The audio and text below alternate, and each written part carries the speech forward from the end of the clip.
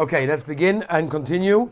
The bracha, we're still holding the first bracha of the Shemonei Esrei, and we're holding by the following: Ha'el, Hagadol, Hagibor, V'Hanoira. The Rebbeinu Shalom is great, powerful, and awesome, if those words can even be translated. What we're basically saying by stating those words in Shemonei Esrei is that the Rebbeinu Shalom is a Rebbeinu Shalom of Chesed. Hashem's powers are unlimited. The name El represents power, or even deeper, the power of Midas HaRachamim. And like the Rebbeinu Shalom, Avram gave Chesed to those that didn't deserve it. So the Rebbeinu Shalom gives Chesed, like Avram did. HaKadosh Baruch Hu gives Chesed to us who also don't deserve it. That's why we reciprocate out of fear and love, like Yitzchak did, right? Combining Gibor and Godel, we emulate Yaakov Avinu. And the highest form of praise to someone, by the way, is to imitate them. That's the highest form of praise. When people imitate you, people get upset. Like, oh, why are you imitating me? If I can't, you should be happy. Like, oh, you like me so much that you're imitating me, right? It's the highest form, right? So what we're basically saying to Rebbeinu Shalom when we recount these praises is, we would like to imitate you. We also want to be great, powerful, and awesome in that way. There's a Gemara in Brachos, Chav Gimel Amud Beis, Amud Aleph, that says as follows. The Gemara says a story about Reb Chanina, who once heard someone praising Hashem with praises that the Anshe Knesset Gedolah did not put into Shemonei Esrei. And he started saying praise after praise, like random, like going on a string of praises that were not in Shemonei Esrei. And he said, you're making a big mistake. He said, imagine that there's a king, and you say, wow, you, Mr. King, you are the richest guy, most powerful guy in the world. You have 10 million gold bars. And he says, what a chutzpah. 10 million, that's all I have? I have 60 billion. So it's a chutzpah. When you tell someone how great they are, you're putting limitations, you're quantifying the greatness. Therefore, Chazal tell us, we be'etzim have no right to tell Hashem how great He is. Because whatever we say about Hashem is not going to be good enough. It's not going to get anywhere close to what it is.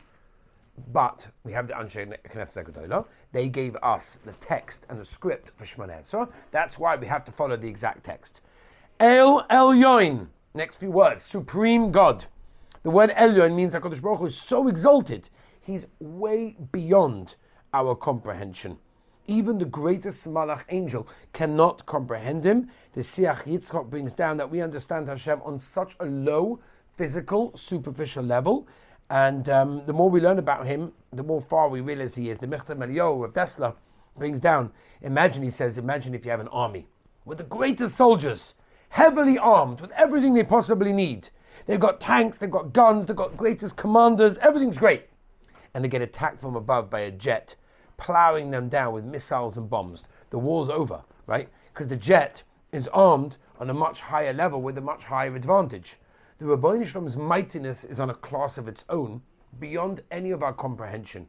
So even when we understand the Rebbeinu Shalom's presence in our life and in the world, we need to use it as a tool, not to question or complain anything He does, because we have to realize we don't understand, we cannot comprehend, and everything He does obviously is for the best. Goimel Chasodim Tovim, who bestows tremendously good kindness on the world. Even though the Rebbeinu Shalom is supreme and exalted, He doesn't stop giving kindness. You have kings sometimes that think so big about themselves. They're such balei gaiva, they're such big people, like I can't put chesed on you, I'm too big. The Rebbeinu Shalom is the greatest of the great, but He still continues to bestow kindness on even the smallest creature in the world. Everything is for everyone's best interest, no matter what. Rav Shua brings down that for anyone, he was able to leave the Holocaust left because the Rebbeinu Shalom was a goimel chasodim tovim. And also Rav Victor Miller says, we don't say goimel chesed, goimel chasodim tovim. Sometimes you can give chesed, but it's not necessarily for that person's best interest.